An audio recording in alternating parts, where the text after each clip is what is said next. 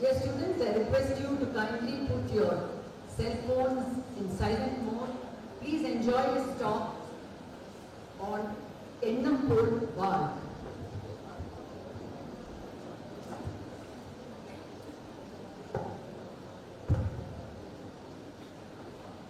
அமுதான தமிழே நீ வாழ். என் ஆவியிலே கலந்து நாவினிலே தவழும் அமுதான தமிழே நீ வாழ்.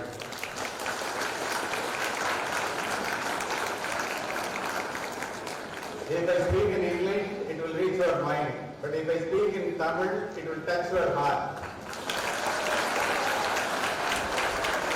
Educating the mind without educating the heart is not education at all. சொன்னவர் மாமேதை அரிஸ்டாட்டில். அதனால தமிழ்ல பேசுறேன். வெள்ளத்தனைது மலர் நீட்டம் மாந்தர்தம் உள்ளத்தனைது உயரும் என்ற வள்ளுவனின் வாக்கிற்கிணங்க உயர்ந்த உள்ளத்தோடு பிரசிடென்ட் எலெக்டாக இங்கே அமர்ந்திருக்கின்ற சைலேந்திர பன்சாலி அவர்களே, அன்னசத்திரம் 1000 வைத்தல், ஆலயம் 10000 நாட்கள், பின்னர் உள்ள தர்மங்கள் யாவும் பெயர் விளங்கி ஒளிர நிறுத்தல், அன்ன யாவினும் புண்ணியம் கோடி, ஆங்கோர் ஏழைக்கு எழுத்தறிவித்தல் என்ற புனிதமான கல்வி பணியினை கையில் எடுத்து CMS கல்வி குழுமத்தினுடைய அறக்கட்டளையினுடைய தலைவராக எனக்கு முன்னால் பேசி இங்கே அமர்ந்திருக்கின்ற நண்பர் கிரீசன் அவர்களே, அடக்கம் அமருள் வைக்கும் அடங்காமை ஆறுகள் வைத்து விடும் என்ற வள்ளுவனினுடைய வாக்கிற்கிணங்க எதிர்பாராத சூழ்நிலையின் காரணமாக இங்கு வர இயலவில்லை என்றாலும் தன்னுடைய இயலாமையை தெரிவித்து நீங்கள் வந்து பேசியே ஆக வேண்டும் என்று அழைத்த சேர்மன் திரு வரதராஜன் அவர்களுக்கு இந்த நேரத்தில் நான் நன்றி சொல்ல கடமைப்பட்டிருக்கின்றேன். எல்லாவற்றுக்கும் மேலாக தொட்டனைத்தோர் மணக்கேணி மாந்தற்கு கற்றனைத்தோறும் அறிவு என்பதற்கு நாங்கள் கற்று தெளித்து திருமதி சாந்தி சுரேஷ் அவர்கள் தொடர்ந்து தொலைபேசியிலே தொடர்பு உண்டு. நான் இங்கு வந்து நின்று உங்களிடம் உரை நிகழ்த்துவதற்கு காரணமாக இருந்த அவர்களுக்கு gratitude is the mother of all virtues sister of Roman empire நன்றியை தெரிவித்துக் கொள்ள விரும்புகிறேன். எல்லாரையும் பேர் சொல்லியிருந்தா அதுக்கே நேரம் ஆயிடும்.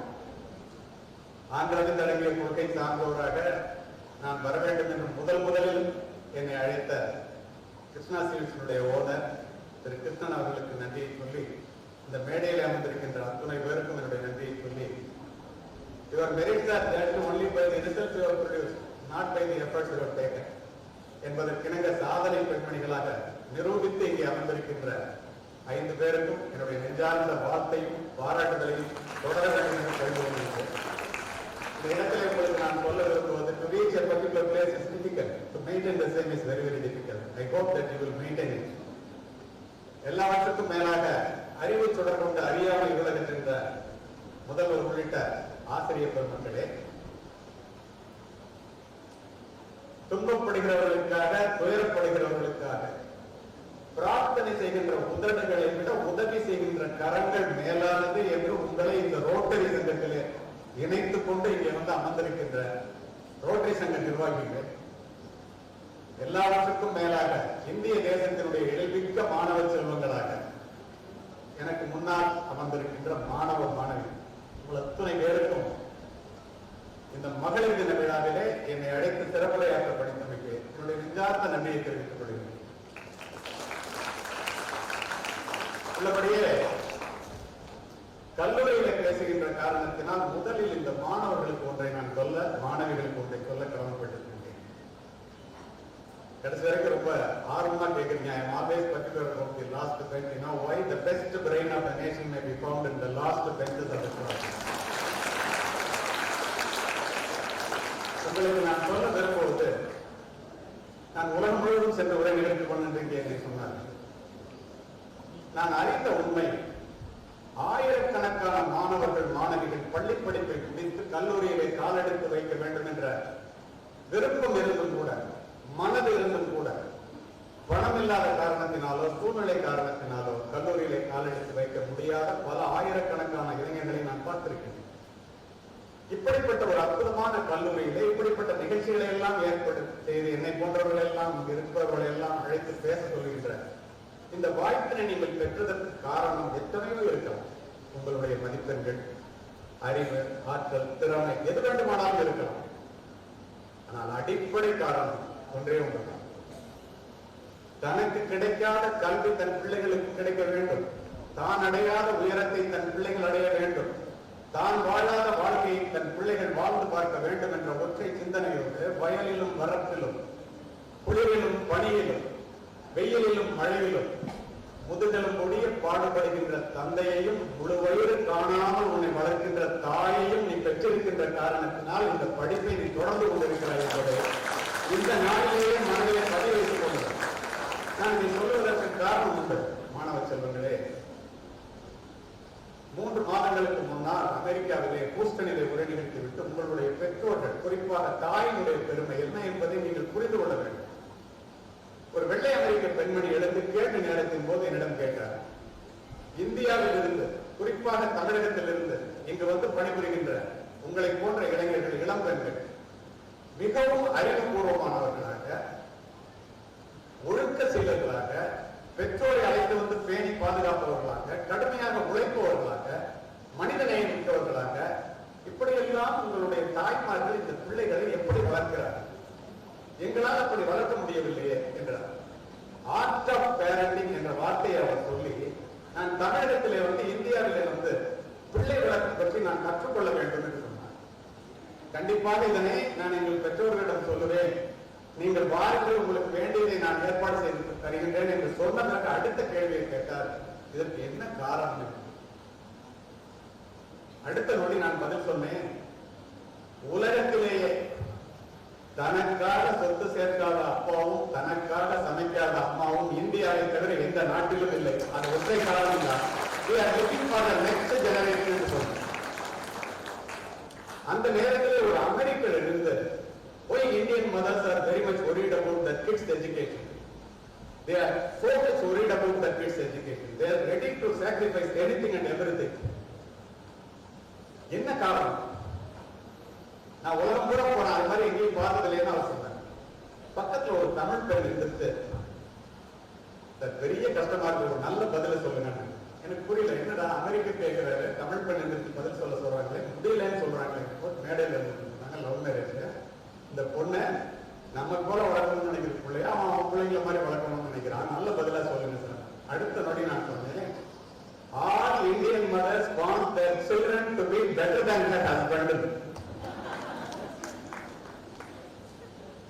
உடனே சொன்னா, you bet with my own chapel அப்படின்னு. அப்படி இல்லையா? தம்மில் தம்மக்கள் அறிவுடைமை மாநிலத்து மண்ணுயிர்க்கெல்லாம் எதிர்ன்னு எங்க வள்ளுவர் சொல்லியிருக்காரு.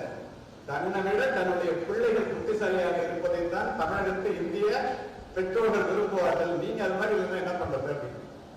எதற்காக இந்த இடத்துல பதிவு செய்வேன் என்றால், மகளிர் தின விழாவிலே நான் உங்கள் முன் நின்று கொண்டிருக்கிறேன்.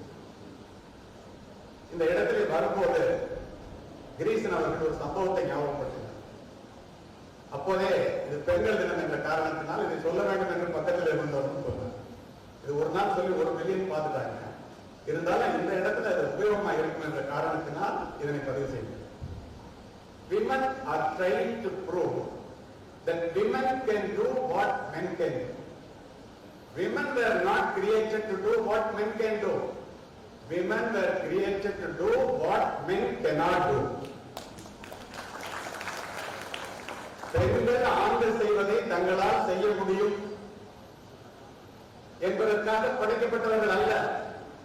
ஆண்களால் செய்ய முடியாததையும் திருமதி மஞ்சுளா அவர்களைப் போல, அங்கு அமர்ந்திருக்கின்ற 4 பேரை போல பெண்களால் செய்ய முடியும் என்பதற்காக படைக்கப்பட்டது. இதுதான் இந்த பெண்கள் தினத்திலே நீங்கள் மிக முக்கியமாக தெரிந்து கொள்ள வேண்டிய ஒரு செய்தியாக நான் நினைக்கின்றேன். காரணத்தை சொல்லுகிறேன். 2 சம்பவங்களை குறிப்பிடுகிறேன். முதல் சம்பவம், எப்படிப்பட்ட தியாக குணம் உள்ளவர்கள் என்பதற்கு கிரீசன் அவர்கள் சொல்லும் போது, சிங்கிள் மதரை பார்த்திருக்கேன், நான் சிங்கிள் ஃபாதரை பார்த்ததில்லைன்னு சொன்னேன். இந்த இடத்துல உங்களுக்கு சொல்றேன், ஜப்பானிய நாட்டிலே ஆசிரியர் பயிற்சி பள்ளியை, பெண்கள் படிக்கின்ற பள்ளியை நான் பார்க்க சென்றிருந்த போது, பெண்களுடைய பெருமையை பேசுவதற்காகவே பாடத்திட்டத்திலே முதலாவதாக ஒரு பாடத்தை சேர்த்திருக்கிறார். எனக்கு ஜப்பானிய மொழி தெரியாது. ஆங்கிலத்திலே சொல்ல சொல்லி கேட்டு அதிர்ந்து போனோம். அது உங்களுடைய தகவலுக்காக 80 ஆண்டுகளுக்கு முன் ஜப்பானிய நாடு ராணுவ ஆட்சியில இருக்கும் போது ராணுவ உடையை திருடி அணிந்து கொண்ட கொள்ளைக்காரர்கள் கிராமங்களிலே புகுந்து கண்ணில் படுபவர்கள் எல்லாம் வெட்டி சாய்த்து விட்டு கொள்ளையடிப்பதை வழக்கமாக வைத்திருந்த ஒரு காலகட்டம். மாலை நேரம் ஒரு தாய் 2 குழந்தைகளுக்கு தாய் தோறுத்தி கொண்டு வாசலிலே அமர்ந்திருக்கின்றனர். கொள்ளைக்காரர்கள் குதிரையிலே வருகிறார்கள் என்ற செய்தி வந்தவுடன் நண்பர்களே அத்தனை பேரும் வரைபடத்தை நோக்கி ஓடுகிறார்கள். இது வழக்கமாக நடக்கின்ற ஒரு செயல். ஒரு தாய் சோறுட்டி கொண்டிருந்த 2 குழந்தையின் கதையல்ல நிஜம். 2 குழந்தையையும் இடுப்பில் 2 பக்கம் வைத்துக் கொண்டு மறைவிடத்தை நோக்கி ஓடுகிறார். குதிரையினுடைய குளம்படி சத்தம் அருகாமையில் கேட்டவுடன் 3 பேரும் தப்பிக்க முடியாது என்பதை உணர்ந்த அந்த தாய் ஒரு நிமிடம் நின்று 2 குழந்தைகளினுடைய முகத்தையும் பார்த்து அடையாளத்தை உறுதி செய்து கொண்டிருந்தார்களே. ஒரு குழந்தையை இறக்கிவிட்டு ஒரு குழந்தையோடு மறைவிடத்தை அடைகின்றார். மறைவிடத்திலிருந்து திரும்பி பார்க்கின்றார். இறக்கிவிடப்பட்ட குழந்தை தலை துண்டாக்கப்பட்டு குதிரையினுடைய குளம்படிப்பட்டு சின்ன பின்னமாவதை பார்த்து கதறுகிறார். பக்கத்தில் இருந்த பெரியவர் வாயை போடுகிறார், சத்தம் போடாது. கொள்ளைக்காரர்கள் கொள்ளையடித்து சென்ற பிறகு ஒரு குழந்தையை இறுக்கமாக பிடித்துக் கொண்டு இறந்த குழந்தையிடத்தில் வந்து கதறுகிறார், பதறுகிறார். எல்லோரும் அந்த இடத்துக்கு வருகிறார். பெரியவர் கேட்கின்றார் தாயை, ஒரு தாய்க்கு 2 குழந்தைகளும் 2 கண்களை போல அல்லவா? உன்னால் எப்படி ஒரு குழந்தையை காப்பாற்றி அடையாளத்தை பார்த்துவிட்டு ஒரு குழந்தையை இறக்கிவிட்டு ஓட முடிந்தது? அடுத்த நொடி அந்த தாய் பதில் சொல்கிறார், உலக மகளிர் தினத்திற்காக இங்கே உட்கார்ந்திருக்கின்றீர்களே, உங்களுடைய பெருமை என்ன, ஆண்களால் செய்ய முடியாதது என்ன என்பதை மனதிலே வாங்கிக் கொள்ளுங்கள். பெரியவரே, என்னுடைய குழந்தைக்கு சோறூட்டி கொண்டிருக்கும் போது பக்கத்து வீட்டு குழந்தையும் வந்து விட்டது. 2 குழந்தைகளுக்கும் சோறூட்டி கொண்டிருக்கும் போது கொள்ளைக்காரர்கள் வந்து விட்டார்கள். 2 பேரையும் காப்பாற்ற நினைத்தேன், முடியவில்லை. நான் இறக்கி விட்டது என்னுடைய குழந்தை, காப்பாற்றியது பக்கத்து வீட்டு குழந்தை. ஏனென்றால் அடிப்படையில் நான் ஒரு பெண், நான் ஒரு தாய். இந்த தியானத்தை ஆண்கள் செய்ய முடியும். சாதித்த பெண்மணிகளை பாராட்டுகின்ற இடத்திலே ஒன்றை சொல்லுகிறேன். படிக்கும்போது படிச்சாங்க. அகில இந்திய துப்பாக்கி சுடும் போட்டியிலே 3 முறை தங்கப்பதக்கம் பெற்றவன் நான். இதை எதற்காக சொல்லுகின்றேன் என்று பொறுமையாக கேளுங்க. நிறைய பேர் பார்த்திருக்கலாம். துபாயிலிருந்து வந்து இறங்கியவுடன் ஒரு கேள்வி பதில் நிகழ்ச்சியில 2 நிமிடம் சொல்லிவிட்டு சென்று விட்டேன். ஒரே நாள்ல 1 மில்லியன் பார்த்தாங்க. அது என்ன இருக்குன்னு தான் சொன்னதுக்கு அப்புறம் தான் தெரியும். அருமை பெற்றோர்களே, அருமை மாணவ செல்வங்களே, ஒவ்வொரு முறையும் உங்களுக்கு புரியும்படி சொல்ல வேண்டும் என்றால் 100 கஜ தூரத்துல டார்கெட் இருக்கும். புரியறதுக்காக கொஞ்சம் மாற்றி சொல்றேன். 6 ரவுண்ட் ஃபயர் பண்ணணும். Pistol firing. புல்லுல அடிச்சா 5 மார்க், இன்னர்ல அடிச்சா 3 மார்க், அவுட்டர்ல அடிச்சா 1 மார்க். பெண்களினுடைய திறமைக்காகவே இந்த பதிவு. ஒவ்வொரு முறையும் ஃபைனலுக்கு வரும்போது கேரளாவில் இருந்து அச்சுதன் நாயர் அப்படின்னு என்னை விட வயதில் மூத்தவர், குறிப்பாக சொல்வதில் மிகவும் வல்லவர், இப்ப பிராக்டிஸ் பண்றவர். 2 பேருக்கு தான் போட்டியா இருக்கும். ஒரு 6 மார்க் 1 மார்க்ல நான் ஜெயிச்சிருவேன். அப்போது எனக்கு தெரியாது முயற்சிக்கு முன்னால் வருகின்ற தயக்கமும் வெற்றிக்கு பின்னால் வருகின்ற மயக்கமும் ஒரு மனிதனுடைய முன்னேற்றத்தை கெடுத்துவிடும் என்பதை நான் உங்களுக்கு சொல்வது போல் எனக்கு சொல்ல ஆகும். அவருடைய அலட்சியமா பாதிப்போம். ஜெயிக்கும் வரை குதிரை வேகத்தில் ஓட வேண்டும். ஜெயித்த பிறகு குதிரையை விட வேகமாக ஓட வேண்டும். அப்போதுதான் நம்ம இடத்தை தக்க வைத்துக் கொள்ள முடியும் என்பதை நான் அறியாததால். அப்போ அவர் அப்படியே தலையை கிளம்பி சில்வர் மெடல் வாங்க. 4வது முறையாக போகும்போது எல்லாரும் அப்படியே ஒவ்வொரு மாநிலத்திலிருந்து 2 IPS ஆஃபீஸர் யார் துப்பாக்கி நல்லா சொல்றாங்களோ எல்லாரும் வந்திருக்கோம். அந்த மாதிரி நேரத்துல எங்க அச்சுதன் நாயர்னு கேட்டு அவர் ரிட்டையர்ட் ஆயிட்டாரு. எனக்கு மகா மகிழ்ச்சி. நமக்கு போட்டிக்கு ஆளே இல்லை. மகளிர் தினம் அல்லவா, ஒரு 6 உயரத்துல ஒரு பெண்மணி கிட்ட எழுந்து நின்றார். என் பேர் அர்ச்சனா, IPS ஆஃபீஸர், அப்புறம் கேரளா. நான் தான் உங்களோட சொல்ல போறேன். 50 ஆண்டுகளுக்கு முன் நான் சொல்லுவது 3 தடவை தங்க பதக்கம் வாங்கியிருக்கோம். நம்ம தினம் 25 ரவுண்ட் பிராக்டிஸ் பண்றோம். அந்த போட்டோம் வந்து 50 ஆண்டுகளுக்கு முன் துப்பாக்கி சுடுவதில் ஒரு பெண் சாதிப்பது எவ்வளவு சிரமம் என்பதை யோசிக்கும். ரொம்ப அலட்சியமா டாஸ் எல்லாம் வேண்டாம், நான் சொல்றேன். அந்த பொண்ணு அப்படி பார்த்துட்டு சுடுங்க, நான் சுட்டேன். 6க்கு 5 ரவுண்டுக்குள்ள 1 ரவுண்டு. அந்த பெண்ணை இங்கிருந்து வேகமா வந்து ஒரே மூச்சில் 6 ரவுண்டு முடிச்சு, அதுவும் 5 ரவுண்டுக்குள்ள 1 ரவுண்டு. திரு வாக்கு தேவராம் அவர்கள் சொன்னார், you just go and see the target. போய் டார்கெட்டை பார்த்தா என்னுடைய துப்பாக்கி குண்டுகள் துளைத்ததை விட அந்த பெண்ணினுடைய துப்பாக்கி குண்டுகள் துளைத்தது மிகவும் நெருக்கமாக இருந்தது. குரூப்பிங்னு சொல்லுவோம். எனக்கு பயம் வந்துச்சு, என்ன முதல் எடுக்கவே இந்த பொண்ணு இப்படி சொல்லுது. யோசிச்சுட்டே வரும்போது ஜட்ஜி கேட்டார், 2 பேரும் ஈக்குவல் மார்க் டாஸ் போட வரலாம். நான் உடனே எசன் தோத்தா டாஸ் தோத்தம் சொல்லுங்க. இந்த பெண் சொன்னால், mister Kaliyamoorthy, this is not a game of chance, this is a game of skill. சீட்டு குலுக்கி போட்டுலாம் எடுக்க முடியாது. அவன் தைரியம் தான் அவர் திரும்ப சொல்லுவாங்க. பாருங்கள் பெண்களுக்கு தைரியம். ஒத்துட்டேன், நான் தானே முதல்ல சொல்லணும். உலகத்தில் உள்ள தெய்வங்கள் எல்லாத்தையும் வேண்டிட்டு நான் ஜட்ஜி தைரியிடக்கூடாது. 10 ரவுண்டு கொடுத்தேன். பிஸ்டல்ல 10 ரவுண்டு தான் நோட் பண்ணுவாங்க. 10 ரவுண்ட சுத்த 9 ரவுண்டுக்குள்ள 1 ரவுண்டு இல்லைன்னா என் பிராக்டிஸ்லயே சுத்தது. அந்த பெண் அங்க இருந்து வந்து 10 ரவுண்டையும் லோட் பண்ணி காட் பண்ணி ஒரே முதல்ல சுத்த 10க்கு 10 நான் தோற்று போயிடுவேன். இது கிளைமேக்ஸ் இல்ல. துப்பாக்கி போய் கீழே போட்டேன். தொடச்சு கொடுத்துட்டு அந்த பொண்ணு வந்து ஒரு சர்வீஸ் எடுத்து எந்திரிச்சு பதறி போய் நான் ஒரு சர்வீஸ் எடுத்தேன். நாலமா உனக்கு சொல்றேன், உனக்கு சர்வீஸ் எடுத்தேன். அந்த பொண்ணு சொன்னால், கலியமூர்த்தி அவர்களே, என்னிடம் தோற்றதற்காக நீங்கள் துளி கூட வருத்தப்படக்கூடாது. ஏன் தெரியுமா?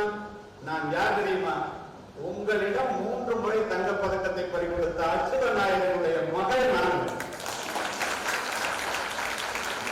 இதுதான் சொன்ன ஆண்கள் செய்ய முடியாமையும் பெண்கள் செய்யக்கூடியவர்கள். பிரேசிலியன் போயிட்டு வில்லியம்ஸ் இருக்காரு, நல்லா உருவாக்கிட்டீங்க, அதனால அதை சொல்றேன். சொல்றாரு, I think women are foolish to think they are equal to men. They are far superior and always have been. Whatever you give to a woman, she will make it great. If you give her a sperm, she will give you a baby. If you give her groceries, she will give you a meal. If you give her a house, she will give you a home. If you give her a smile, she will give you her heart. Whatever you give to a woman, she will enlarge this and multiply it. Be careful, my dear boy. If you give her any grab, be ready to receive a ton of shit. மங்கையராய் பிறப்பதற்கே நல்ல மாதவம் செய்திடல் வேண்டும் அம்மா. கவிமணி தேசிக நாயகர் சொல்றார். பெண்களுக்கு கல்வி வேண்டும், குடித்தனம் பேணுதற்கே. பெண்களுக்கு கல்வி வேண்டும், உலகினை பேணுதற்கே. பெண்களுக்கு கல்வி வேண்டும், பிள்ளையை பேணுதற்கே. பெண்களுக்கு கல்வி வேண்டும், கல்வியை பேணுதற்கே. பாரதி இதை விட ஒருவரை மேலே போய் பாரதி பெண்ணுக்கு ஞானத்தை வைத்தான் புவி பேணி வளர்த்திடும் ஈசன். மண்ணுக்குள்ளே சில மூடர் நல்ல மாதர் அறிவினை கெடுத்தார். யார் அந்த மூடர்? தாட்டா தாங்க. நான் சொல்ல பாரதி சொல்ல, மாததமை எளிது செய்யும் மடமையை கொளுத்துவோம். பெண்ணடிமை தீர்வு மட்டும் பேசும் இத்திருநாட்டில் மண்ணடிமை தீர்வுகள் முயற்கொண்டே. அறிவு கொண்ட மனித உயிர்களை அடிமையாக்க நினைப்பவர் பித்தராம். ஆணும் பெண்ணும் நிகரனக் கொண்டால் அறிவில் ஒன்றி மையம் தழைக்கும். 8 அறிவினில் ஆணுக்கு இங்கே பெண் இழைப்பில்லையா? ஏட்டையும் பெண்கள் தொடுவது தீதென்றெண்ணினோ மாய்ந்து விட்டார். வீட்டிற்குள்ளே பெண்ணை கூட்டி வைத்த விந்தை மனிதர் தலைகவிழ்ந்தார். சட்டங்கள் செய்வதும் பட்டங்கள் ஆழ்வதும் பாரதியில் பெண்கள் செய்ய வந்தோம் என்று சொன்ன பாரதி உரைநடையில் எழுதுகிறான். உங்களுடைய பெருமையை மாணவ செல்வங்களை மாணவிகளை தெரிந்து கொள்ளுங்கள், ஆண்களும் உணர்ந்து கொள்ளுங்கள். பெண் என்பவள் பொருட்டு ஆண்தனத்தால் தொட்டுணர முடியாத அற்புத யானை, கண்டுணர முடியாத பேரொளி. அதனால் யாருமாகி நின்றாய் காளி என்று கடவுளுக்கு நிகராக பெண்ணை வைத்தவன் பாரதி. இதைவிட ஒருபடி மேலே போய் சங்க இலக்கிய பாடம் சொல்லுகிறது. அத்தி மலரும் அருங்காக்கை வெண்ணிறமும் கத்து புனல் மீன்பதமும் கண்டாலும் பித்தரே காணா தெரியல் கடவுளோரும் காண்பதோ மானார் விழியார் மனம். என்ன அர்த்தம் சொல்றேன்? அத்திப்பூ எப்போதும் பூ அதை பார்க்கலாம், வெண்ணிற காக்கை கூட பார்க்கலாம். மீன் நீரிலே நீந்தி போகின்ற அந்த தடத்தை கூட பார்த்து விடலாமா? ஞானிகளுக்கு தெரியாதா? கடவுளுக்கு தெரியுமா இல்லையான்னு சந்தேகமா? எது? மான் போன்ற விழிகளை உடைய மங்கையனுடைய மனதை அறிந்தவன் இந்த உலகத்தில் யாருமே இல்லை என்று சொல்லுங்க. யோசித்து பாருங்கள். நாங்கள் என்ன நினைக்கின்றோம்? இவங்களுக்கு என்ன தெரியும், வீட்டுல இருக்காங்க அப்படின்னு நினைக்கிற காலம் போயிடுச்சு. ஏன் இதை பதிவு செய்யறேன்னா, திருவிக்க பெண்ணின் பெருமை அல்லது வாழ்க்கை துணை, பெண்ணின் பெருமை என்ற மிகப்பெரிய தலைப்பிற்கு கீழ் எனக்கு எண்ணம் போல் வாழ்க்கை என்று சொல்லி இருக்கிறார்கள். பெண்ணின் பெருமையை பேசிவிட்டு அதற்கு பிறகு மாணவர்களுக்கு பேச வேண்டும் என்று விரும்புகிறேன். பெண் திருவிக்க பெண்ணின் பெருமை அல்லது வாழ்க்கை துணையில் சொல்றாருங்கிறத மாணவர்கள் மனதில் வாங்கி, ஆண் எனும் அரக்கனாக பிறப்பதை விட பெண் எனும் பெரும் தெய்வமாக பிறப்பதுவே மேல் பதிவு செய்வோம் திரும்பி கல்யாணம் சொல்றாங்க. நான்ல ஏன் அப்படி சொன்ன? என்ன காரணம்? நான் சிசுவாக இந்த பூமியிலே வந்து விழும்போது நம் முகம் பார்த்து சிரிப்பவள் பெண். நாம் சடலமாக கடைசியாக இந்த பூமியிலே கிடத்தப்பட்டிருக்கும் போது நம் முகம் பார்த்து அழுபவரும் பெண்ணே. பெண்ணிடத்தில் பிறக்கிறோம், பெண்ணிடம் பால் குடித்து வளர்கிறோம், பெண்ணை மனைவியாக்கி மகிழ்கிறோம், பெண் பிள்ளையை பெற்று பேரொழி அடைகிறோம். இந்தியாவே எடுத்துக் கொள்ளுங்களேன், 140 கோடி நடந்தவையிலே 70 கோடி பெண்கள், மீதம் உள்ள 70 கோடி ஆண்களும் இந்த பெண்கள் பெற்றுக் கொடுத்த சீதனம் தான் என்பதை இந்த ஆண்கள் எப்போது உணரப்போகிறார்கள். பிறப்பு முதல் இறப்பு வரை இந்த பெண்களுக்கு ஏதோ ஒரு வகையிலே துன்பத்தையும் தொல்லைகளையும் உண்டாக்குவதையே இந்த ஆண் சமுதாயம் பெரும்பாலும் கொண்டிருக்கிறார்கள் என்றால் இதை என்னவென்று செய்ய சொல்லுங்கள். பெண்களை பாதுகாக்க கருவறை முதல் கல்லறை வரை சட்டத்தை ஏற்றிருக்கின்றோம். ஏன் கருவறை முதல் கல்லறை வரை சொல்லுகிறேன் தெரியுமா? பெண் சிசு கொலையை தடுக்க சட்டம், சிறு குழந்தைகள் பெண் குழந்தைகளை பாலியல் வன்புணர்வு செய்வதை தடுக்க போஸ்கோ சட்டம், பெண்களை கேலி செய்வதை தடுக்க ஏபிசி லா, பெண்களிடம் வரதட்சணை கேட்பதை தடுக்க டவுரி ப்ரொஹிபிஷன் ஆக்ட், திருமணத்திற்கு பிறகு பெண்களுக்கு கொடுமை கணவனால் ஏற்படுவதை தடுக்க குரூயல்டி டு உமன் ஆக்ட். இறப்பிலே உங்களுக்கு தெரியாது, வட இந்தியாவில் நிறைய பேர் இருக்கின்றீர்கள், சதி. கணவன் இறந்தால் மனைவி எரியும் நெருப்பிலே விழுந்து இறக்க வேண்டும். எப்படியெல்லாம் இந்த பெண்கள் வெளியில வந்திருக்கிறார்கள் என்றால் வியந்து போகிறேன். நினைத்து பாருங்கள், ஆண்களுக்கு இது போன்ற பிரச்சனைகள் உண்டாயிருக்கு. காதலிக்க பெண் வேண்டும், கட்டி அணைக்க பெண் வேண்டும், சோறு சமைக்க பெண் வேண்டும், வீடு பெருக்க பெண் வேண்டும், கட்டிலுக்கு பெண் வேண்டும், கொச்சி மகிழ பெண் வேண்டும், குழந்தைகள பெண் வேண்டும், குழந்தை மட்டும் ஆண் வேண்டும். எங்கே இருக்கிறது இந்த சட்டம்? நினைத்து பாருங்கள். நேற்று கூட பேப்பர்ல தருமபுரி மாவட்டத்தில் 3வது பெண் குழந்தை இறந்த காரணத்தினால் தந்தையே குழந்தையுடைய கழுத்தை நிறுத்திக் கொண்டவர் கைது செய்யப்பட்டார். சுதந்திரம் பெற்று 75 ஆண்டுகளை கடந்து விட்டோம். நண்பர்களே, எங்கே இருக்கிறோம்? பெண் என்பவள் யார்? தயவு செய்து எல்லோரும் சிந்திக்க வேண்டும் என்று இந்த இடத்திலே உங்களை சிரிப்பதற்காக நான் அழைக்கப்படவில்லை. சந்தி சுரேஷ் அவர்கள் அழைத்து உங்களை சிந்திக்க வைப்பார். ஒரு மாபெரும் மகளிர் தினம், எப்படிப்பட்ட போராட்டத்திற்கு பிறகு இது வந்தது? சிந்தியுங்கள். விலங்குகள் கூட தன் வயிற்றிலே இருக்கின்ற குட்டி ஆனா பெண்ணா என்று பார்த்து அழிக்க முற்படுவது இல்லை. ஜனாதிபதி KR நாராயணன் அவர்கள் கேரளத்திலிருந்து வந்த மனிதர் ஜனாதிபதியாக இருக்கும் போது சுதந்திர தின உரையிலே ஒரு அற்புதமான வார்த்தையை குறிப்பிட்டார். தமிழில், உலகத்திலேயே உன்னதமான இடம் தாயினுடைய கருவறை. இந்திய பெண்களுக்கு அந்த தாயினுடைய கருவறை கூட பாதுகாப்பானதாக இல்லை. இது என்னவென்று சொல்வது என்று சொன்னார். உண்மையா இல்லை என்று பாருங்கள். எப்படிப்பட்ட தியாகசீலர்கள்! இயற்கை கூட இந்த பெண்களுக்கு உதவி செய்யவில்லை என்று நான் சொல்லுவது எப்படி தெரியுமா? பெண் பிள்ளைய கருவில் இருந்தா கொலை. பதிப்பருவத்திலே இந்த இயற்கை ஆண்களுக்கு சிற்சில மாற்றங்களை மட்டும் உருவாக்குகிற இயற்கை பெண்களுடைய உடலிலும் மனதிலும் மிகப்பெரிய மாற்றத்தை உருவாக்குகிறது. அதை கடந்து வருவதற்குள் அவர்கள் படுகின்ற பாடம் கொஞ்சம் நிஜமல்ல. சொன்னாங்க, ஒரு இடத்திலே 20 ஆண்டுகள் வளர்ந்த ஒரு மரத்தை வேரோடு பறித்து கொண்டு போய் வேறு இடத்தில் நட்டால் அது வேர் பிடித்து காய் காய்த்து பழப்பழக்க எத்துணை சிரமங்கள் படுமோ அதை விட அதிகமான சிரமத்தை திருமணத்திற்காக பிறந்த வீட்டிலிருந்து புகுந்த வீட்டுக்கு செல்லுகின்ற பெண் அங்கு வேர் பிடித்து காய் காய்ப்பதற்குள் அவள் படுகின்ற பாடு புரிஞ்சறிஞ்சம் அல்ல. பிள்ளை பேச்சுக்காக திறக்கப்படுகின்ற வயிறு அவளுடைய உடல்நலத்தையே புரட்டிக் கொண்டு விடுகிறது. 50களை தாண்டும் போது மானப்பஸ்திரீடுல தன்னுடைய உடலும் தன்னுடைய மனதும் தன்னை விட்டு நழுவி போகிறது. வயதான பிறகு பெண்களுக்கே ஒரு நோய்கள், மார்பக புற்றுநோய், கருப்பை புற்றுநோய், ஆண்களுக்கு இல்லையே.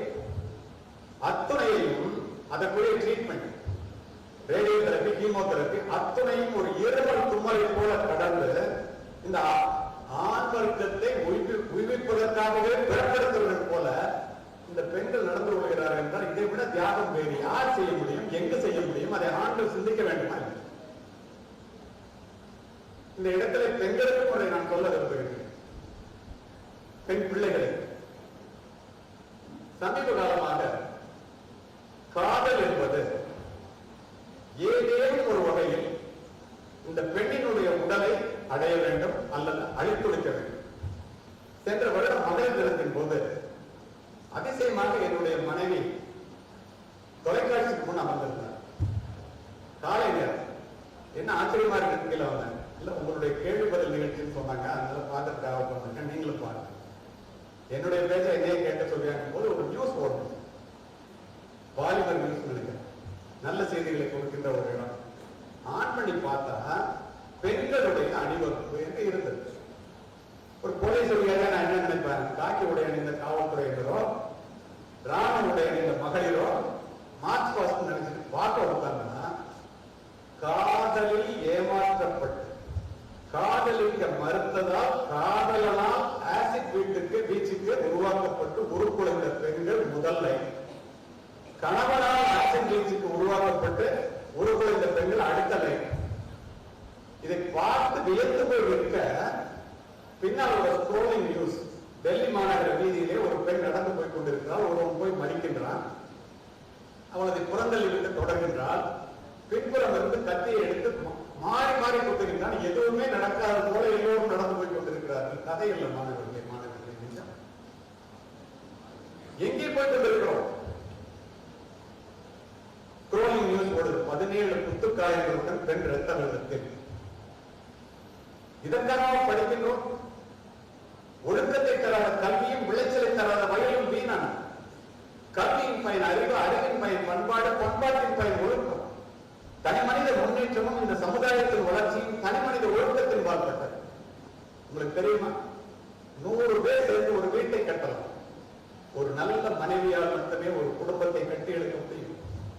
நெருக்கடியான காலகட்டத்திலே நெஞ்சொருடன் முடிவெடுப்போடு பெண்களாகத்தான் இருக்கிறார்கள். ஆண்களுக்கு ஒன்றை சொல்லிக் கொள்கிறேன், ஒரு குழந்தையை கொடுப்பது மட்டும் ஒரு ஆணுக்கு ஆண்மை என்று நினைத்து விடாதீர்கள். அந்த பெண்ணை கடைசி வரை குழந்தை போல் வைத்து காப்பாற்றுவதுதான் உண்மையான ஆண்மை என்பதை இந்த நேரத்தில் ஒரு காவல்துறை அதிகாரியாக பலவற்றை பார்த்து இந்த சமுதாயத்தின் மீது உள்ள அக்கறை காரணமாக இதை நான் இந்த இடத்திலே பதிவு செய்கிறேன். திருமணம்னா என்ன? குடும்பம் 1000 காலத்து பயிர் அப்படின்னு சொல்றோம். ஒன்றை தெரிந்து கொள்ளுங்கள் மாணவர்களே, மாணவிகளே, ஏன் 1000 காலத்து பயிர்னு சொல்றோம்? அன்பும் அருளும் உடைத்தாயின் இல்வாழ்க்கை பண்பும் பயனும் அது பத்திரிகை போட்டு அடிக்கிறோம்.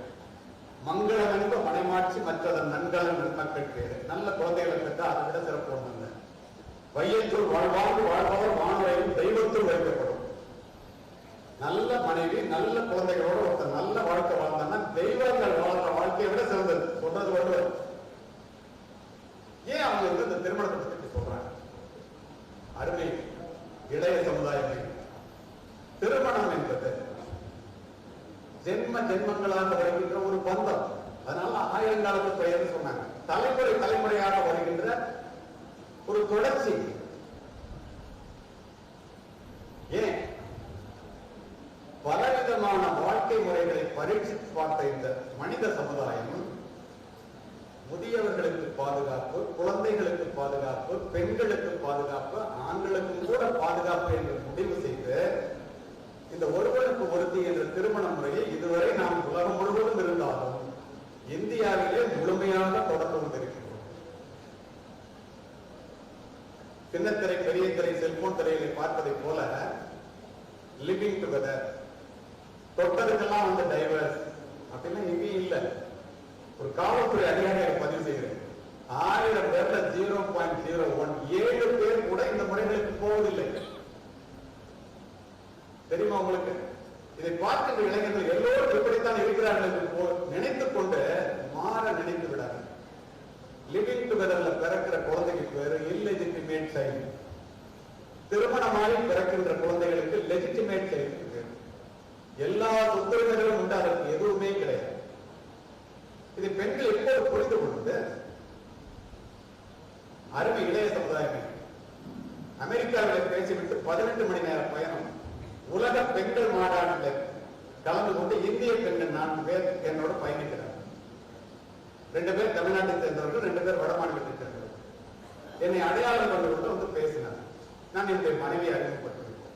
உங்க மாநாட்டில் என்ன விசேஷம் கேட்டேன். தெரிந்து கொள்ளுங்கள். இந்த டிவி, சின்னத்திரை, பெரிய திரையெல்லாம் பார்த்துட்டு அது உண்மை இல்லைங்கிறத மட்டும் நான் உறுதிப்படுத்தணும்ல.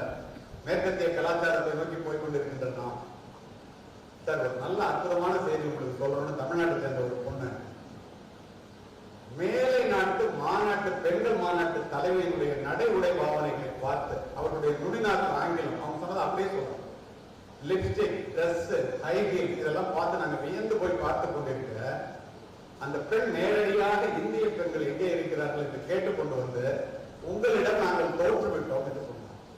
எங்களிடம் எப்படி தோற்றீர்கள் என்று கேட்டவுடன் வியப்பாக கேட்டோம். உலகமே போற்றுகின்ற ஒருவனுக்கு ஒருத்தி என்ற உடன்பாட்டை நாங்கள் உடைத்து விட்டோம், நீங்கள் உடைக்கவில்லை, அதனால் உங்களிடம் தோற்றுவிட்டோம். நிபந்தனையற்ற அன்பு என்பது கிடைப்பது எங்களுக்கு குறைந்து கொண்டே போய் your children and my children are playing with our children எல்லோருமே வந்து ஒரு பிரச்சனை வரும்போது எந்த விதமான எதிர்பார்ப்பும் இல்லாமல் அன்பு செலுத்துவதற்கு ஆள் இல்லாத குடும்ப முறை குலைந்து போய்விட்ட காரணத்தினால் என்ன நடக்கிறது தெரியுமா? மனநல மருத்துவர்களை தேடி ஓடிக்கொண்டிருக்கின்றோம் என்று பதிவு செய்கிறார். கண்ணதாசன் அழகா சொல்றார்.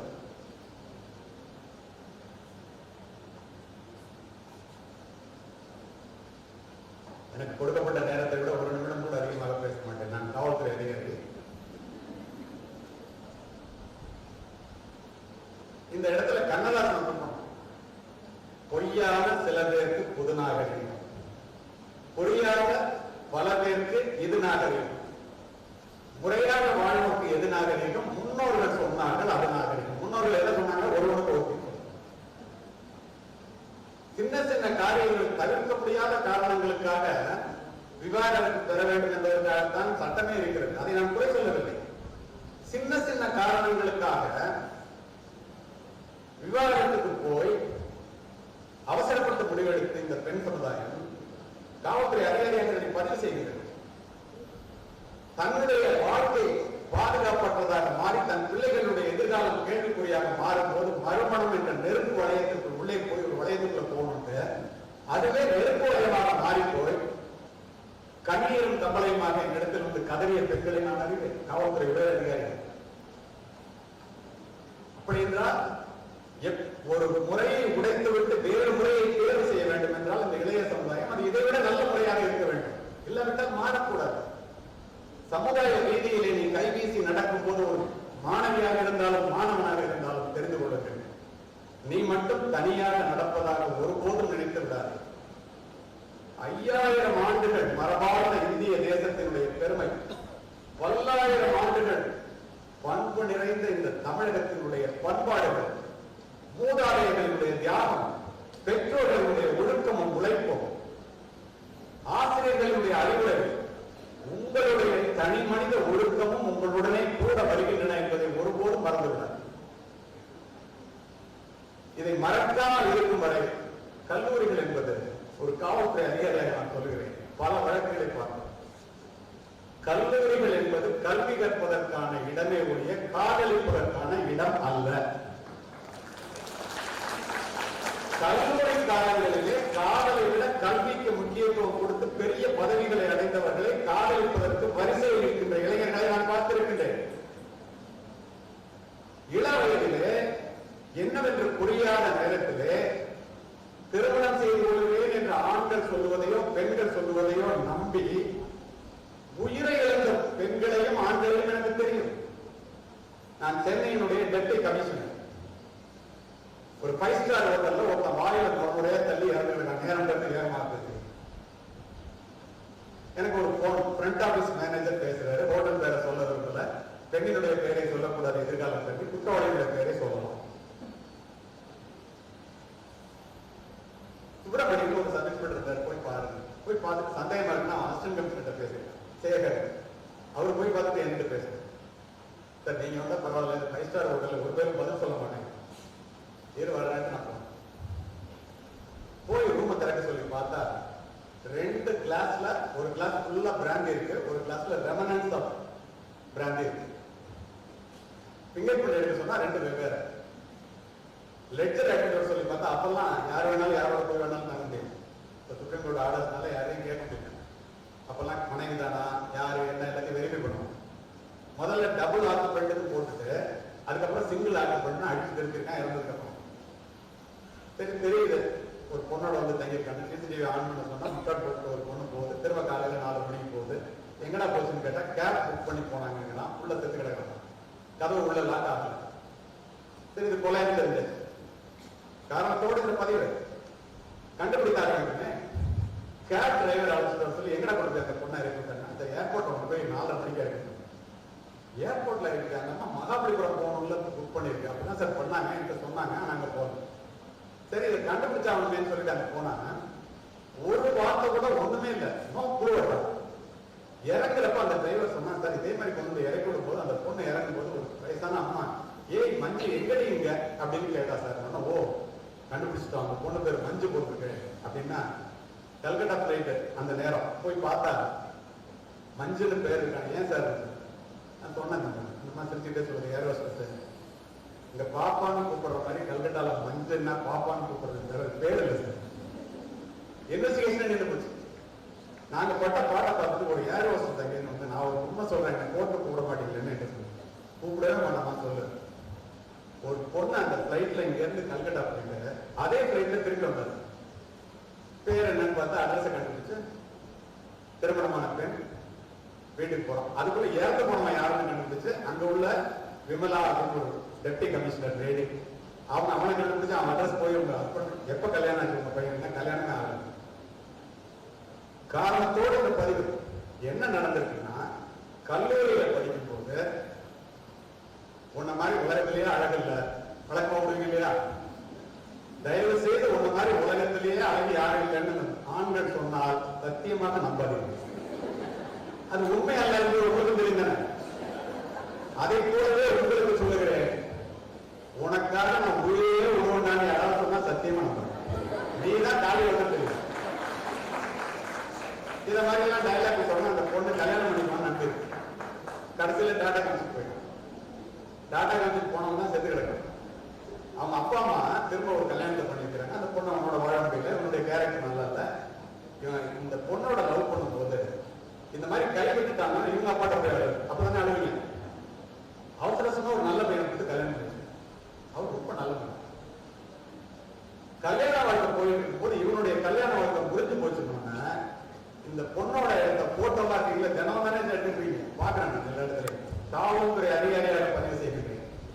காம்ப்ரமைசிங் பொசிஷன்ல கூட போட்டோ எடுத்து சேர்த்து வச்சிருக்கீங்க கூகுள் ஐக்ளோட. சொந்த காசுல சூனியம் வச்சுக்கிறதுக்கு இதை தவிர வேற ஒண்ணுமே தேவையில்லை. நல்லா ஞாபகம் வச்சு இந்த போட்டோவெல்லாம் எடுத்து ஆப்பிள் ஐக்ளோட வச்சுட்டு யூனிவர்சிட்டி வெப்சைட்ல போட்டுருவேன்னு பார்க்கணும். உன் கணவன் காமிச்சுவேன்னு கூப்பிட்டாட்டெல்லாம் அரசு. அந்த பொண்ணு ஓரளவு வெறுத்து போய் கணவன் ஊருக்கு போகும்போது அவளே போக மாட்டான். சொன்ன கண்ணா சிட்டுன்னு பூ ஒன்று போயலாம். இவனுக்கு ஒரே சந்தோஷம் போறான். பிராந்தியை வாங்கிட்டு போய் 2 கிளாஸ்ல ஊற்றி ஒரு கிளாஸ்ல சயனைட ஊற்றி கொடுத்துட்டாங்க. காலி இவன் குடிக்காம காலையில போலீஸ் ஏமாந்துட்டுருக்காங்க. கல்கட்டா போற மாதிரி காமிச்சிட்டு வீட்டை கண்டுபிடிச்சு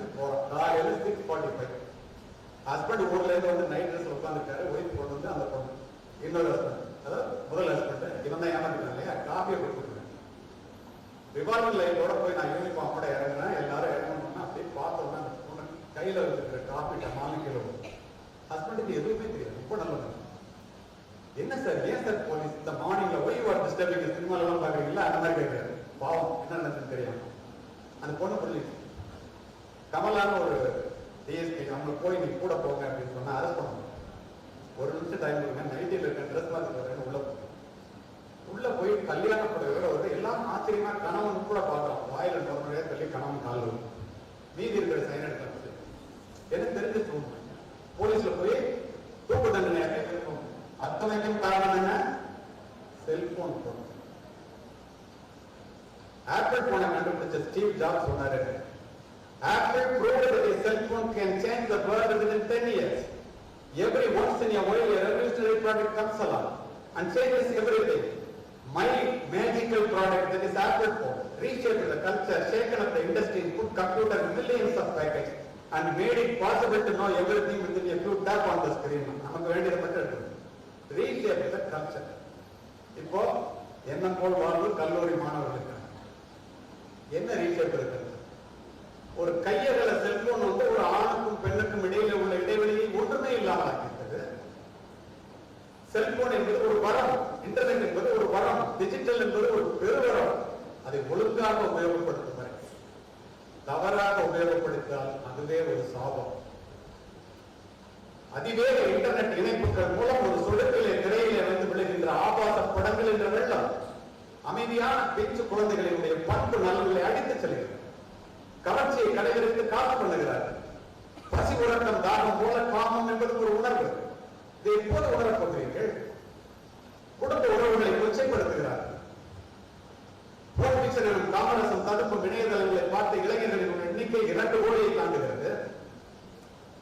செல்போனை யூஸ் பண்ணோம்னா ஒரு சைபர் கிரைம்ல வேலை பார்த்த எஸ்பியா உங்களுக்கு ஒரு தகவல் டேக் ஹோம் மெசேஜ் சொல்றேன், எடுக்கணும்னு நினைச்சோம்னா எடுக்காது. பெரியவர்களாக இருக்கட்டும் பெரியவர்களாக ஸ்டாப் திங்க்.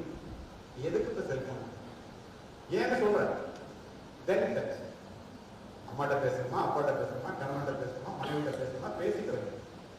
உங்களுக்கு ஏதாவது மெசேஜ் போடணுமா போடுங்க, உங்களுக்கு ஏதாவது மெசேஜ் இருக்கா பாருங்க. அது இல்லாம இந்தியர்கள் என்ன பண்றாங்க தெரியுமா? ஒரு நாளைக்கு இந்த இளைய சமுதாயம் 150 முறை இந்த செல்போனை எடுத்து நோட்டிபிகேஷனை பார்த்து அம்மாட்ட பேசணும்னு போன் எடுக்கிறோம், அம்மாட்ட பேசுறத மறந்துட்டு WhatsApp group, YouTube, Instagram, Facebook 3 மணி நேரம் ஆயிருக்கும். எல்லாத்தையும் பார்த்துருப்போம், அம்மாட்ட பேசுறத மட்டும் பார்த்துருப்போம். எல்லாருக்கும் ஒரு இது ஏன் தெரியுமா? மார்க் ஜூக்கர்பெர்க் பேஸ்புக்கோட சிஇஓ அமெரிக்க செனட்ல கேட்கறாங்க, எப்படா கோடி கோடியா கொட்டுற டாலர்ல சமூக ஊடகங்கள் எங்களுடைய வருமானமே நீங்கள் தவிர்க்க முடியாதபடி உதவுகின்ற விளம்பரங்கள் தான்.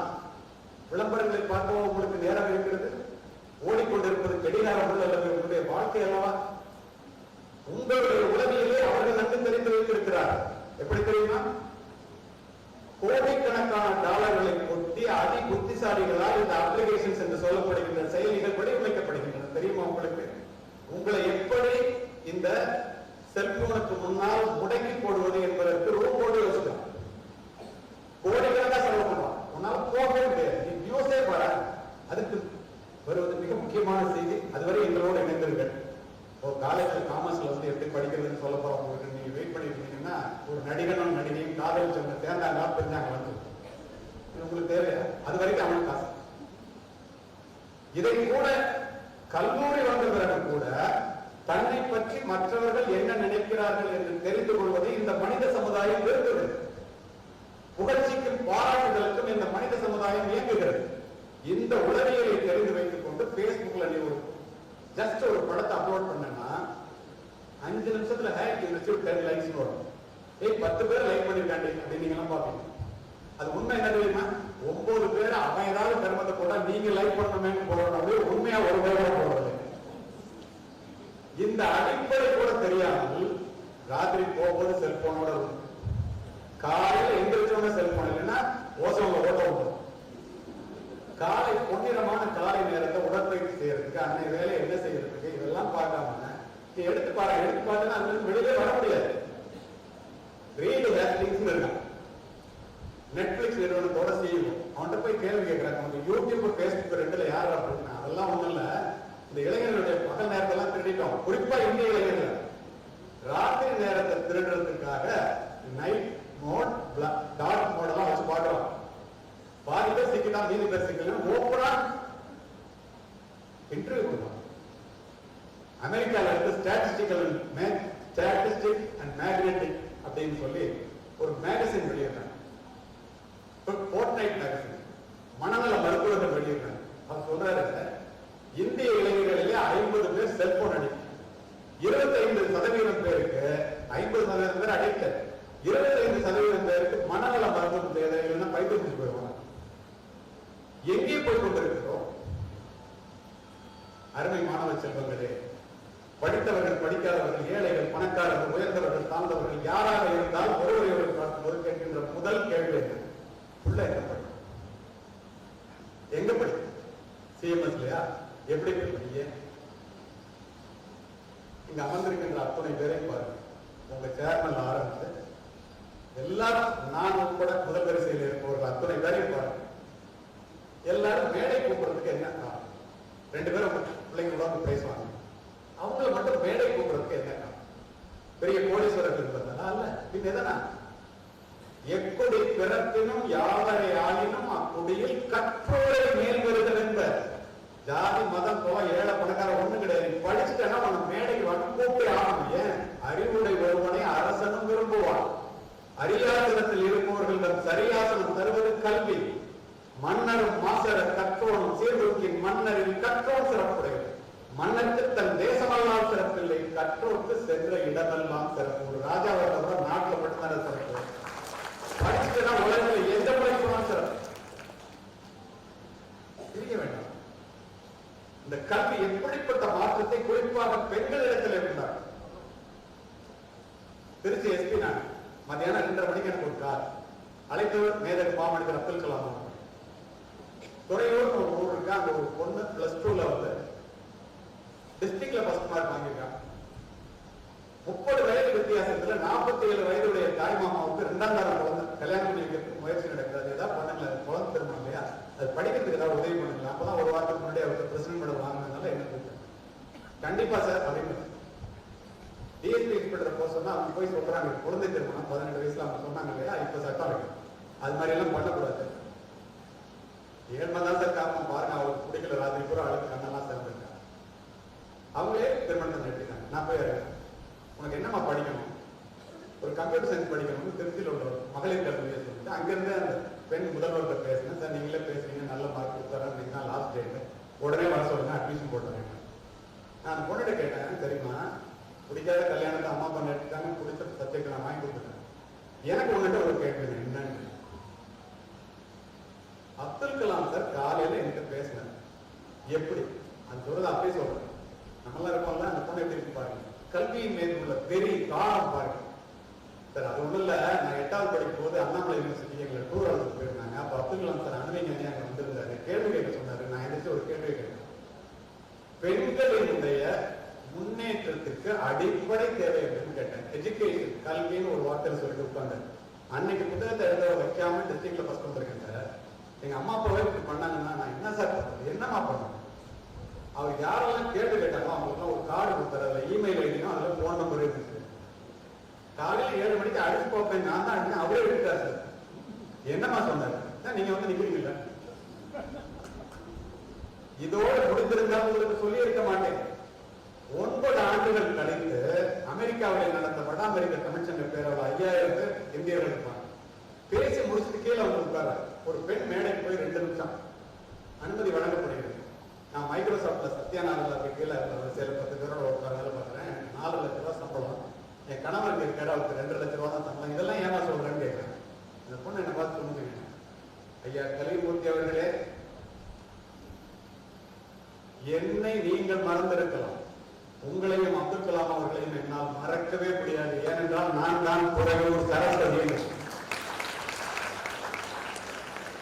அடிப்படையிலே அடைந்து 2ஆம் தரமாக வாழ்க்கையை முடித்துக் கொள்ள இருந்த குழந்தை திருமணத்திலே இருக்க இருந்த அந்த பெண்ணை அட்லாண்டாவிலே கொண்டு போய் நிறுத்தியது எது? கல்வி தவிர வேற என்ன இருக்க முடியும்? அருமை மாணவர்களே, மாணவிகளே, நன்றாக மனதில் வைத்துக் கொள்ளுங்கள். ஒரு தூக்குநாங்குருவி குருவினுடைய திறமையோ அதனுடைய அனுபவமும் அல்ல, மூதாதைய குருவிகளிடமிருந்து கற்றுக்கொள்வது. திருமணங்கள் என்பது சொர்க்கத்தில் நிற்கப்படுகிறதுனா ஏன் சொல்றோம் தெரியும்? எல்லோரும் வாழ்க்கையை தொடர இருக்கின்றீர்கள். இதை சொல்லி முடிக்கின்றேன். அருமை மாணவர்களை மாணவிக்கிறேன், குடும்பம்னா என்ன? ஜான் போப்ட போய் கேட்கிறாங்க, குடும்பம்னா என்ன அப்படின்னு கேட்கிறாங்க. குடும்பம் தான் அந்த உலகத்தினுடைய இந்தியாவினுடைய மாபெரும் சொத்து, அதான் அடிப்படையில். ஜான் உடன் ஒரு பெரிய எழுத்தாளர் போய் கேட்கிறான், குடும்பம் தான் எனக்கு எல்லாமே, பாக்கி எல்லாம் செகண்டரி. செரீனா வில்லியம்ஸ் போய் கேட்கிறாங்க, டென்னிஸ் தானே உங்களுக்கு வாழ்க்கை, அதுதானே அந்த கோடி கோடியா கொண்டது, பாக்கி எல்லாம் செகண்டரி தானே. அது எனக்கு தொழில், வேலை, விளையாட்டு. குடும்பம் தான் எனக்கு முக்கியம்.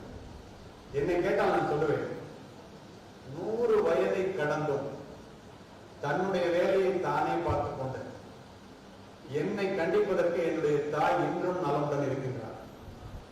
என்னுடைய மனைவி என்னை வழிநடத்துவதற்காக இருக்கின்றார். என்னுடைய மகள் மருத்துவராக என்னை கவனித்துக் கொள்கிறார். என்னுடைய பேர பிள்ளைகள் பிட்ஸ்பிளானி ஐஐடியில் படிக்கிறாங்க. 4 தலைமுறை பெண்கள் தான் நான் இந்த மேடையில் இருப்பதற்கு காரணம் என்று சத்தியம் செய்யும். உங்களுக்கும் அப்படித்தானே? நான் நேசிப்பதற்கு ஒரு குடும்பம் இருக்கிறது, என்னை நேசிப்பதற்கு ஒரு குடும்பம் இருக்கிறது, வேற என்ன வேண்டும்? இதையெல்லாம் நீங்கள் வடிவமைத்துக் கொள்ள வேண்டும் என்றால் கல்வி அவசியமா இல்லையா? குடும்பம் அவசியமா இல்லையா? உடம்போடு உயிரிட என்ன மற்றென்ன மடந்தையோடு எம்மிடை நட்பு, உடம்புக்கும் உயிருக்கும் உள்ள நட்பு என்னவோ அதுதாண்டா கணவன் மனைவி உறவு. சொல்றது வள்ளுவர். யாயும் யாயும் யாராகியாரோ எந்தையும் முந்தையும் எம்முறை கேளு, யானும் நீயும் எப்படி அறிவும் செம்புல பெயர்வை போல அன்புடை நெஞ்சம் தாம் கலந்தனவே. என்ன அர்த்தம்னா, செம்மண் இடத்துல மழை பெய்ஞ்சா 2 ஒண்ணா ஓடும் இல்லையா? அதை பிரிக்க முடியாது இல்ல, கணவன் மனைவியும் சேர்ந்தா பிரிக்க முடியாதுடா. அதான் உலகம். அடிதாங்கு அளவின்றி அனலன்ன வெண்மையால் கடியவே கணமுளை ஆங்கும் காட்டும் துடியடி கரைந்தலை கலங்கிய சிந்தீரை பிடி ஊட்டி பின் உண்ணும் கடிதை. சுத்தமா சொல்லிடுற அர்த்தத்தை பயந்துறாங்க. பிடினா பெண் யானை, கடிதம்னா ஆண் யானை. கணவன் மனைவியா இருக்கின்ற 2 யானைகள் கோடை காலத்துல நீர் இல்லாம ஓடுது, குட்டையில கொண்டு வந்து தண்ணி. 2 யானையும் துதிக்க வைக்கிறது. எது பிடிக்குதோ அதான் உயிரோட இருக்க முடியும். அருமை மாணவர்களை, நீர் குறையவே இல்லை. ஒன்று குடிக்கட்டும் என்று மற்றொன்று ஒன்றின் மேல் ஒன்று வைத்திருக்கின்ற பாசத்தை பார்த்துவிட்டு 2 யானைகளும் கண்ணீர் சிட்டுகிறது. அதற்கு பிறகு கூட பெண் யானைக்கு ஊட்டிவிட்டு மீதம் இருந்ததைத்தான் ஆண் யானை குடிக்கிறது. அப்படித்தான் ஒரு கணவன் மனைவியை பார்த்துக் கொள்ள வேண்டும் என்று 2000 ஆண்டுகளுக்கு முன்பாக தமிழர்.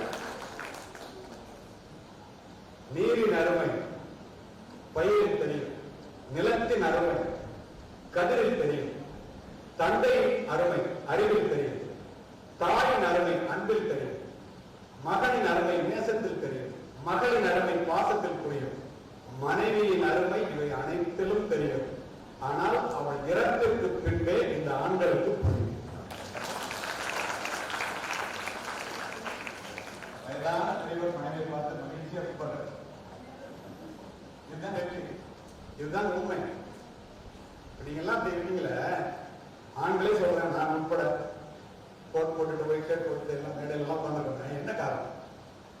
உன்னை கரம் பிடித்தேன் வாழ்க்கை ஒளிமயமானதடி, பொன்னை மணந்ததினால் சபையில் புகழும் கூடுதல், கால சுமைதாங்கி போல மார்பில் இணைத்தாங்கி வீழும் கண்ணீர் துடைத்தார், அதில் என் விம்மல் கனிந்ததடி, பேருக்கு பிள்ளை விட்டு வெறும் பேச்சுக்கு சொந்தம் உண்டு, ஆழம் எழுதுகள் போல் உறவுகள் 1000 இருந்தன, வேறென நீ இருந்தாய் மனைவி, அதில் வீழ்ந்து விடாமல் நான் இருந்தேன். கணவன் இதெல்லாம் ஏன் சொன்ன தெரியுமா? 2 நிமிடத்தில் சமீபத்தில் 3 மாசத்துக்கு முன்னால ஒரு நீதிபதியை பார்க்கறதுக்காக போய், மாபெரும் நீதிபதி மதுரை கிளை ஹேபியஸ் கார்பஸ் ஒரு தாய் வந்து பதிவு செய்யறாங்க. கல்லூரியிலே படித்துக் கொண்டிருந்த 21 வயது நிரம்பிய 3ஆம் ஆண்டு முடித்த மாணவியை காணவில்லை, என்னுடைய பெண் பிடித்துக் கொடுக்க நேரங்கிறது வேகமா சொன்னார். உடனே போலீஸ் ஆர்டர்.